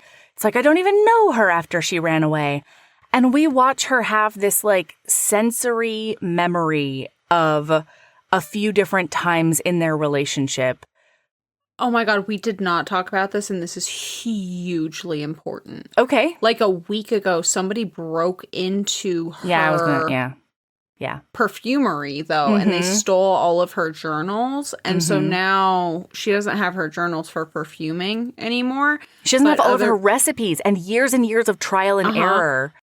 But and one of her books is some old book that she had taken from the original guy, and it's like full of just wacky shit.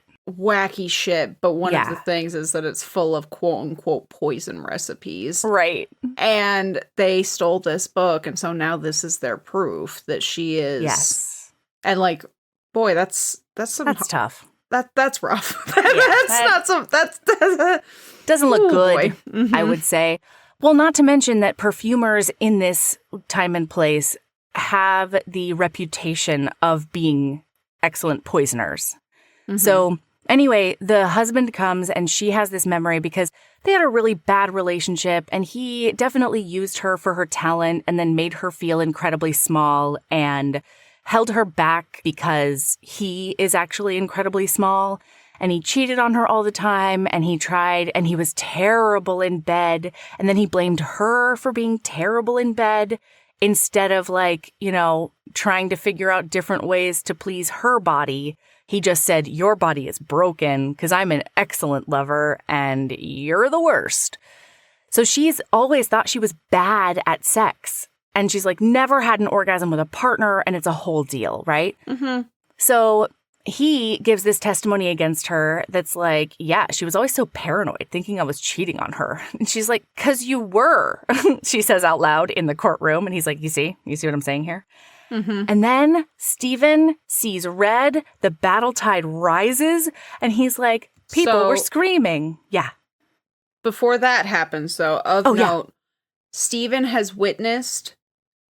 This is the scene that we talked about last episode where he sees the smooth men for the first time. This has happened before this. Oh, quite. Because he sees the thing in the alley, blah, blah, blah, with the unhinged jaw and just full on, like, biting somebody's head off and shoving a head in. Yeah, blah, blah, ceramic. Blah. And the reason that's important is because when he sees red, he goes full berserker, except not full berserker because he doesn't actually level this building, but he does like walk up and he's not really in control of himself and he ends up being arrested. And the cell that he gets thrown into, he's like, boy, everybody, apparently this prisoner is called Stinker by everyone in the prison. I mean, in the jail, and it's like very clearly ill. He literally thinks it's just a pile of rags in the corner, and then he is like, man, that smells kind of weirdly familiar. And then he realizes it's a smooth man, smooth face. Yeah. So it is a rotting corpse being animated by this ceramic head, right? And like whatever the magic is smells real bad. This series is fantastic, but these two books, boy, they're not easy if you're a squeamish person. I'm just like, it's worth it to power through it, but like, boy, there were some scenes that T. Kingfisher, I could do with you being an iota less good at description. You know, like you're fantastic about it, and when you're making me feel things that are a sin, that's great. But it's not so great. It's good when it's you're vivid. You know the visceral reaction that Melody had about the pumpkin? That was me the entire book. Every time she started talking, anytime I can't even talk. Sabrina's fine over there. So, okay. Heinous. So, yeah, he gets arrested and thrown out. He was one of her character witnesses. And so the only other person she is thinking is available is Marguerite. And then Marguerite doesn't show up. And so she's like, I'm dead. Like, this is going terribly. I'm going to be convicted and executed. This is bananas. Except that she hears when that night in her cell, she hears like, because Scrabbling. When Stephen recognizes this is a smooth man who eats people in order to get their bodies, he goes full berserker. He smashes the ceramic thing all up, and then he Hulk smashes those bars apart, and he's loose in the world now. And then we zippy zap, and we don't know what happened to him. So now there's a scritchy scratch on the window of her 3rd floor cell. And it's Stephen. He ends up breaking that window. Yoinks the whole window out and crawls in. And she's like, hi, what's happening? This is the 3rd floor. And he's like, okay, I'm not totally with it right now, okay? All I know this is so funny. I'm going in and out, okay? All I know is that we got to get you out of here. Are you coming with me? Yeah, I don't exactly remember how I got here, but like, let's do this. And then like somebody like comes up and like he thinks that they're a threat. He goes a little bit berserker, but it's not just like that. When he's a berserker, it's like dragging a drunk toddler around because he keeps trying to fight like barrels. Yeah, and like light posts and stuff. He's like, put them up. You looked at my lady funny, puss. Stick them up, buddy. That's right. And she's like, come on, buddy. Come on, babe. Hey, sweetheart. Hey. Come here. So in that place, luckily, since it's the specialty jail place, there are only 2 guards. Both of those guards try to get in his way, and he does put them aside with no problem whatsoever. There might be a little bit of twisting going on. Yeah, legs may be twisted at the end of their encounters. And so then they end up outside of the city, and she takes him to an old church that is in the cemetery that she almost got arrested by those mother's milk cult teat suckers. By the way, we didn't talk about this, but this was so romantic because her cat went missing. Tab escaped, and that the weasel went missing. That was the other thing. She was like, please find him. Yeah. And Stephen dropped everything. Stephen finds Tab. But he also finds her, like, go bag. One of her stashes of go baggery. Yeah, and so he knows that she's already running from something. But this is just, like, proof. And then that's what blows his mind. That's what causes the berserker. Is he's like, this guy is an asshole, but also he's realizing this is why she has go bags. Yeah. Is this man. Yeah. So they end up in this cemetery. They go up into like the loft of the church. And this is when the magic happens, everyone. Everything about this is wrong. And I reread it at least 4 times. This whole scene is incredible. Yeah, it really is. It's very like... It's empowering. It's gentle. Yes. The consent is on point. Like, there are so many moments where he's like, hey, so they're going to have sex. Hello, everybody. That's what we're talking about. And he's like, hey, are you still with me? And she's like, I'm just worried I'm going to be bad at it. And he says one of the best things that I've ever read in a romance novel, because he goes, well, first of all, there's absolutely no way you're bad at it. Like, judging from the way that you've, like, responded when we kissed and stuff, that's what he's thinking. But also, like, hilariously, listener, just remember that he was, like, actively thinking that she was bad at this in that alleyway.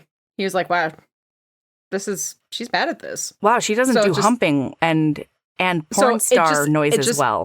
It made me laugh when now he's like, well, he thought that she was bad at it because in that moment of play acting, she was. But then when she has a genuine sexual feeling, yes, absolutely. she's totally natural. It just made me laugh. Really, yeah. So, but then he looks at her and he says, well, I've always thought that first times were sort of a trial run anyway. So if you want, we can just try it out and then we might get better at it as we go. Yeah. And she's like, oh my God, that takes all the pressure off. That's incredible. And they have the best sex. And then one of my favorite parts about this sex scene is that like so they're in like missionary, she's on the bottom and he penetrates her. And then she's like, oh my gosh, this is feeling really, really good. And he's like, also, I've been in a berserker rage for like half a day. I barely have the energy to keep my eyes open, let alone like rock your world in the sack. So I really want to have this like connection with you, but let's not put too much pressure on it.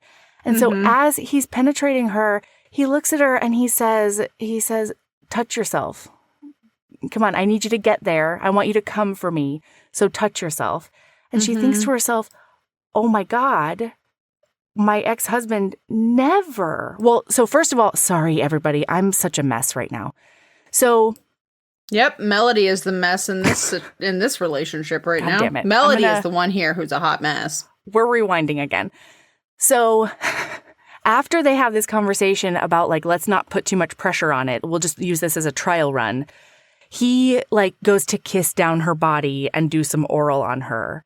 And she has this moment of like, oh my God, this is where it all went wrong with my fucking ex. And so she goes, actually, I don't really like that very much. I'm really sorry. And he's like, there's nothing to be sorry about. Like, how about I just do like a little petting with my hand? How does this feel? And she's like, oh, that's nice. And he's like, does it feel good if I do this? And she's like, oh, golly. Oh, wow. And then he ends up penetrating her. And as he's like getting closer and closer, he's like, I want you to come for me. And so he says, touch yourself. And she is gobsmacked by this because her husband never would have. It would be like an insult to his masculinity for her to do any kind of touching on herself to get her over the edge. And boy, she comes and they come together and it's like the best thing in the whole wide world. And then they just pass out in a puddle of adorable. Yes. Yeah. And they wake up. So he wakes up I don't remember who wakes up, but they wake up the next morning in this church loft. Yeah. And he thinks about maybe doing something again. Yeah, but then Isfin's head pops over the top. And he's like, hey, buddy, we're all here. Yeah. So if you want to put some trousers on. And the whole city is on a manhunt for you. So maybe you should, cool it on the P&V action and do more like sortie stuff after you get dressed. Yeah. Steven's like, oh shit, okay. Yeah. So they get down there and then we have it is just, those scenes in movies? Yes, where it's like that scene in Taming of the Shrew. Where like people are coming out of different doors at the end and being like, here's this piece of information. Oh my God, I found this out. And like, what's she doing over there?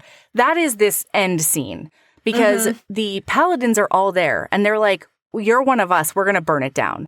Then Bertrand, the bishop, Berton, thank you, rolls up in her carriage and she's like, hey, everybody, wish you would have told me that there was a 4-alarm fire. Where do you think the name Bear Tongue came from? Is that her actual name? Is this something Ursa related? Does she have secrets that we don't know about? How do you spell it? Bear. B-E-A-R. Bear Tongue. Tongue, T-O-N-G-U-E? Mm-hmm. Oh, I didn't know that. I always heard it as Bearton. No, it's Bear Tongue. Bishop Bear Tongue. Fascinating. Fascinating. I'm in a mood Podcasting today. is a muscle that you need to, flex regularly in order for it to be any kind of Okay.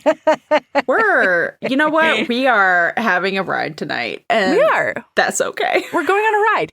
So Bear Tongue shows up and she's like, hey, you are not slick at all. Never try to be spies, all of you paladins, because you talked about where you were going, like, in the courtyard of the White Rat. Like, of course I'm here. Of course I found you.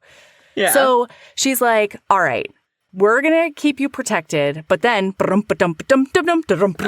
all of those teat suckers, those mother milk cultists show up. And the guard captain And shows the guard. up.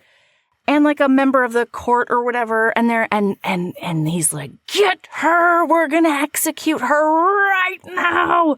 And Bear Tongue is like, I'm going to need you to take several seats. City Watchman, this is a bad move. This would be a bad political move.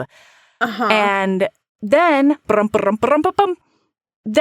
that royal servant right-hand man shows Ethan up. shows up. Yeah, and he's like, she did it. Also, the royal is Prince dead. is dead. So it's a murder now. She did a murder, and we have to shoot her right now with a bow and arrow. And then you make a better horsey noise. And then the crown prince shows up and he's like, hey, guess what? I'm not dead. And actually, I realized I was being poisoned, so I stopped eating food that y'all were giving me and drinking things y'all gave me. And I only let my most trusted people in here and where I was. And also, Ethan is saying that all of these things happened to me that didn't actually happen. And how would you know that that's what would be causing my death if you'd never seen me and I'm not actually dead? Unless you are the one who was doing the poisoning. Uh-huh.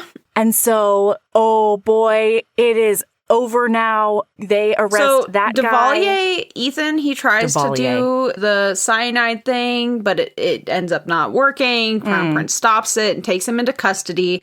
They're headed back to Wickerbottom. Yep. And then the Bear Tongue is like, all right, let's go we're taking, like, until all of this is figured out, Stephen and Grace are going to be under my custody at the Temple of the White Rat. And then, because their whole thing is like, he might have done a little berserking, but he only did that because she was arrested for a crime that didn't exist. Well, and also apparently teat suckers, their mandate is only poisoning and like something else. Only poisonings. And so now that it's not a poisoning issue, it's under her jurisdiction. Mm-hmm. Wow. And it's like real embarrassing for that mother's milk cultist, you know? Mm-hmm. They really went crazy without any proof whatsoever. So now they're all back at the temple. That's not relatable. And they people don't do that. No, what?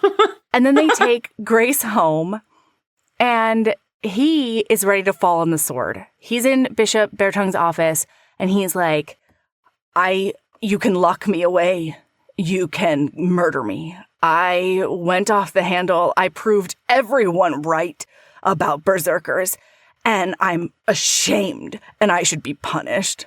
And Bear Tongue is like, yeah, it was crazy the way that you, I don't know, fought that statue in the city square. Like the grandson of the guy who did that statue is pretty upset about your berserk rage.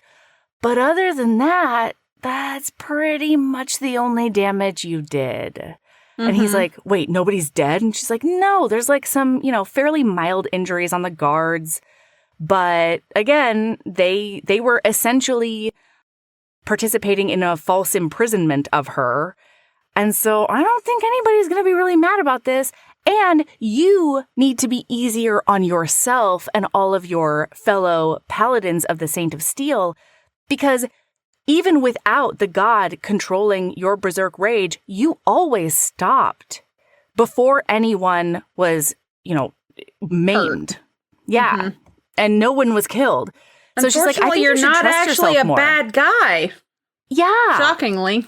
Yeah, you're not a wild animal all the time. So then he goes, when they were sitting there with the prince before they do all of this, I'm really sorry. It's very important to me and future, friendships all over the place. she looks at the prince and she's like, how did you know we were here? And he's like, oh, your friend Marguerite. I have no idea how she got into my personal suite. Like, I'm going to have words with a lot of my staff about how she managed to get into my suite. But yeah, Marguerite showed up and told me everything was happening because I had no idea that this farce was being, was happening. And so affecting you like that, yeah. Yeah.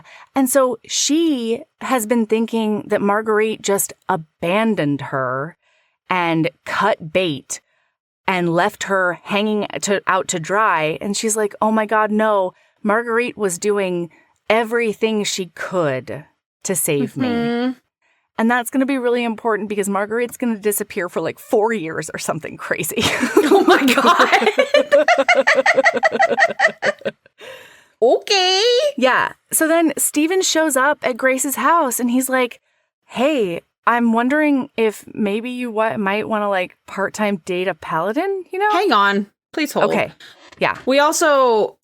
This is when Stephen gets taken by the city guard to look at, they found a building full of clay heads. Oh, yeah. For the Smooth Men. And that's what prompts the whole thing in book 2, which is, important. That's what kicks all of that off. And then Grace is offered that all charges are going to be dropped against her if she recreates the smell so that they can give it to other guards and things like that. And other cities. Yes. And so they can kind of keep an eye out that way. And so, yeah. Anyway.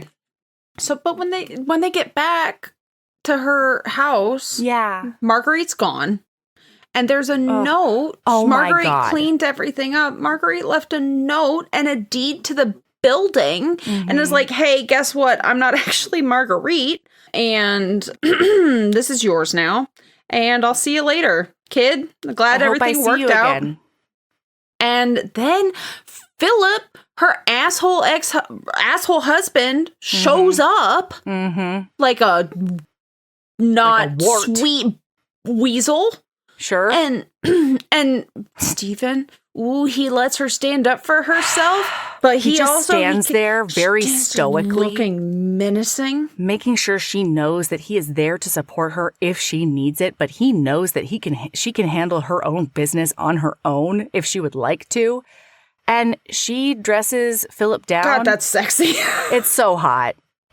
And it's perfect for her/them, Like it really was this testament to how much they've gotten to know each other and how much they have connected on these really important points that are pivotal to their personalities and like sometimes, for him at least, like undermines his whole personality, right? And so, yeah, she gives him a dressing down and she's like, you can go fuck yourself. And he's like, yeah, I guess you're right. Okay. I guess I will go fuck myself. I'll see you never. See ya. And he leaves. And then she like gets him a stool so that he can sit in her studio and quietly knit while she does perfume stuff. Yeah, and it's like the sexiest thing I've ever heard in my life. Yeah, he's like... Because she wants him in her private sanctum because they work well together and she likes him being around. Yeah, and he respects her work so much, And so he's like, hey, I was wondering if you want to like date a paladin. I'm still going to work for the White Rat, but when I'm not working for them, I figure I could hang out with you while you work. And she's like, that sounds hot as fuck. And we're together forever. Together and it's forever, the best. Z's. They're the cutest. And I love them so much. I love them. And like, oh my God, Stephen, your hand knit socks are so sexy. Okay? What a crafting king. Crafty king. Yeah. Oh, God, I loved this book. I fucking loved this book. I love this whole book. I love this whole series. Book 3 is Tomato Man / Galen, who we met in last book, and he wasn't super in this book. And then Dr. Piper, the autopsy boy. God, I'm so freaking excited. I'm so excited. And like we learn so much about gnolls and gnoll society and the cultural clash between gnolls and humans. It is there's like a fucking obstacle course / maze situation that they have to do in order to solve crime. There's some social justice bullshit I can't wait that to is read just this tomorrow. absolutely incredible and like had me spontaneously crying in public because it was like so poignant and sweet at the same time. Oh, it's so good. And then the fourth book is Marguerite, our spy, and then Shane, the paladin who's too pretty for life and so instead grows a scraggly beard that everybody hates and is very unfortunate. And Marguerite, the premise of that book is that Marguerite, one of the organizations she used to work for, different factions of it won't stop trying to kill her. And like she's tried polite ways to get them to stop, you know? And like part of them were like, yeah, okay, we'll stop. But then a different part was like, no, we're going to slit your throat anyway. And so she's like, so my only option is to dismantle this entire economy and this entire trade organization because they won't stop coming for me. And I'm going to do it via spyness. Love a woman on a mission, you know? Like all I want to do is feel safe again. Is that so much to ask? And Bertong is like, no. And also, if it saves us that much money as we're taking care of all of the people all over the world, then like this is even better. And so she sends the paladins with her. We get to know a lot about Quinn. Quinn, one of the lady paladins. I'm so ready for any and all of the Lady Paladin books. And it also desperate. sets up the other lady paladin who's like really standoffish. Oh, and there is a bombshell dropped at the end of book 3 that has to do with like the god and that overall plot line that's bananas. And the fourth book is all about like Shane and his feelings of inadequacy and constant failure because of how he's been like passed over by one god and then his other god was ripped from his chest after it died. Yeah. And it's just fucking gorgeous. So why do I get the feeling you're going to get some screamy text messages when I finish the third book tomorrow? If you don't send me screamy text messages, I don't think we're friends. Like that's not an ultimatum. I'm just saying that like if you don't think of me and like want to send them, then I'm not sure we have the connection I think. You know what I mean? I mean, but also you have to understand that I will probably sit down. Oh yeah, you could be in a fugue state. Move until the book is done. That's fair. Yeah. That has no bearing on how much I love you. Well, I'll forgive you regardless. You know? I mean, yeah, that's one of the beauties of us being both nightmare monster gremlins. That's the one. So yeah. What's your lady love, Mel? What is my lady love? Great question. My lady love is having a DMV lady who is the sweetest. And so after I waited in one line and then waited outside and then waited in a different line and then had my papers confirmed in like this other line, I finally got to this wonderful DMV lady. She was so nice. We connected like immediately. And boy, she let me retake my driver's license photo and coached me so that I had only one chin. I'm so... I know. I'm so fucking jealous. I look like I am going to fucking prison for the cold-blooded murder of 18 children. Nuns. Okay, fair. Yeah. Just the most innocent... it is the mugshot of somebody with nothing happening inside except... shark eyes. Evil. Yeah.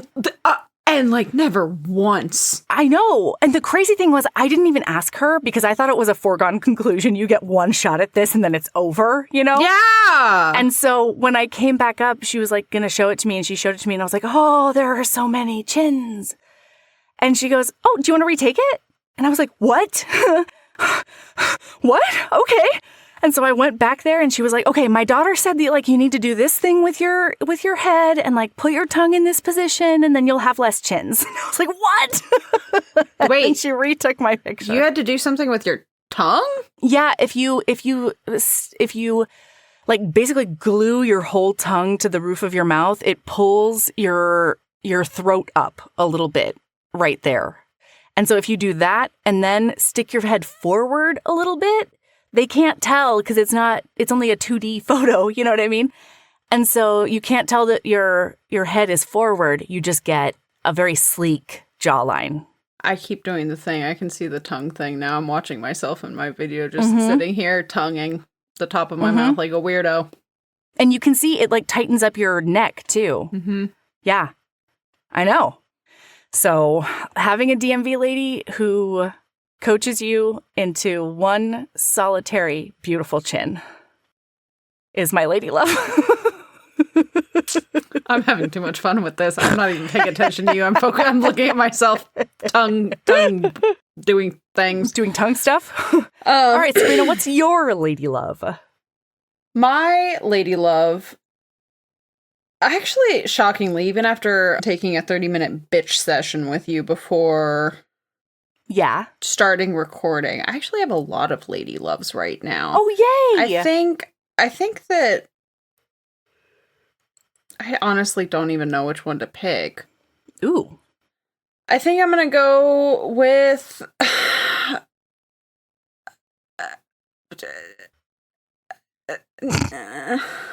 You can do it. You can do it. You can always use the other ones later, you know? Yeah. I think that my lady love today specifically, just because it is like, I'm sure that a lot of my lady loves over the next couple of episodes are going to be moving and house related, and not even necessarily house related, but like community, my people related, because my friends have really like, I was very nervous about this. That's my lady love, is the friends I'm going back to, because and the friends that I'm leaving behind. Okay, so like where I live now, I have a complicated history with this town, but one of the things that has me leaving is that it's hard to have the way that I moved here, it's hard to have community post that and things like that. Right. And ultimately, though, the people that I have made friends with are really good people. You know what I mean? Like people who I didn't even realize were important sometimes. Yeah. I'm finding out now we're more important to each other than I had realized. But specifically today, like this last couple of days, I've really been figuring out all of the move logistics, and like the friend who's going to help take care of this house until it sells, and then the friends who are going to be my feet on the ground when the movers get there, because I'm going to be dealing with the dogs, and the friends that are driving up just to be moral support while the movers are here, and then helping me drive down, because my dogs aren't dogs that travel. They've never been in a car for more than 10 minutes, and it's a 4.5-hour drive from here to where I'm moving. And just like, I don't know, just like my lady love is just like my people. My lady love is my people. It's and special, like, Sabrina. Their support. And I'm just really, really happy that I really feel like I've won the people lottery in life. You know, like the people who I'm like close with and who love me. And like you're included in that. But like specifically, I'm just feeling a lot of feelings about the people who are like gathering around me to make this move successful. Yeah. And I just have a lot of feelings. I love it. I'm so glad. Because it really is a whole nightmare. God, so many levels. Sucks. Yeah. Every single part of it. The fucking worst. Moving and buying a house sucks when everything goes good. Really well. Yeah. And everything goes perfectly. Lord knows. I must have done something fucked up in a past life. Because this move has been a nightmare. Yeah. Yeah. Anyway. So. All right. Keep being a badass.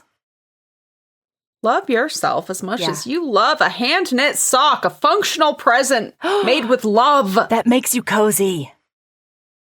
Oh God, I love a cozy person. And like he's a Sebastian St. Vincent because he cares for her so much. He is so broken. You know, he's so broken. And he always just wants to keep her safe and cozy. And wow, what a dreamboat, you know? Mm-hmm. Yep. Ugh. And love yourself as much as we all love a 50-year-old bishop who fucks. Yeah. And also is like the most competent in competence porn. God, competence to boner the max. Just wow. That bare tongue. Bare tongue. I'm all about it. Love yourself as much as you love a super sexy property lawyer being your criminal lawyer. NB property lawyer who just shows up when love you're in Zale. need. Does Zale get a, do we think Zale's gonna end up? Zale's gotta be. I have no idea. I have no idea. We have how many more books in this series? 3 of them that aren't out yet? Because there's going to be one for every Paladin. Yeah, it's going to be 7. Oh my God. I'm sure you already have it all planned out, T. Kingfisher, because you're a genius. And we respect you. I'm just letting you know. Yeah. That, like, I love a Zale. I would love a Zale book. You know what I'm going to let T. Kingfisher off the hook for, though? Mm-hmm. I do not need a book where Amphibian Boy is the hero. I don't need it. It's okay. He can be a side character again if you want. Do you remember Amphibian Boy? Oh my God, Toad Man? And Toad Frog? Toad Man! Yes! The guy who single-handedly kept the ceramics business in his area going because he needs all of the wet pots to put all of those wet pots, amphibians in? I had forgotten about... I also... Did we scream about wanting a book for Amphibian Man? No, I just wanted to put it out there that, like, there's no pressure at all. Oh, so just a random side character. You don't need, boy, if we're doing that, there's a lot of side characters we could say that about. We're letting you off the hook about a lot in that case, T. Kingfisher. Sure, but specifically, I really don't need his book. That's all I'm saying. What do you have against Amphibian Man? I have... You don't love a man who loves a toad? I love a man who loves a toad. That's fine. That's not the issue. I just don't have time for this man because he cannot think about the feelings of others unless it's a toad. And I don't need that in my life. See, and I would love to read a book about him realizing that there is a person just as important to him as a toad.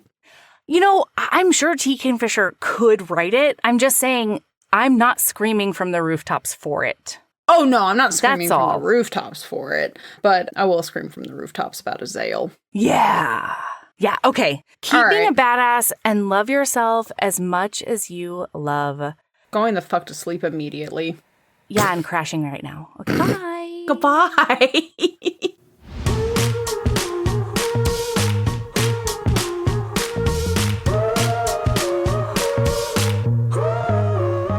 Thank you for coming back again this week and for being the best in the whole wide world. We love you. We appreciate you. And thank you for your patience with me because I've been kind of a mess.